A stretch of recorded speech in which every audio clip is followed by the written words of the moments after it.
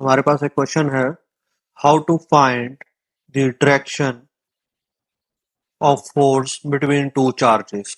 तो हम दो चार्जेस के बीच में जो फोर्स है उसकी डायरेक्शन को ढूंढना है। तो चार्जेस की दो पोलैरिटीज होती हैं, प्लस एंड माइनस। अब दोनों चार्जेस सेम टाइप के भी हो सकते हैं, डिफरेंट टाइप के भी हो सकते हैं। These are both are like charges, and like charges repel each other. तो जब भी रिपल्शन होगी then it goes in the opposite direction. तो फोर्स होगी एक दूसरे के ऑपोजिट। और अगर एक नेगेटिव है और एक पॉजिटिव है तो हमने पढ़ा हुआ है, unlike charges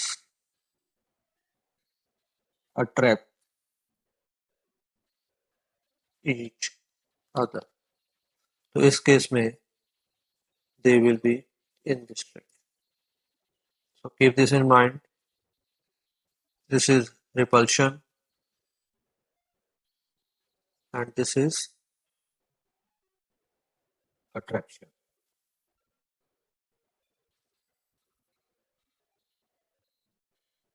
Okay. Thank you for watching.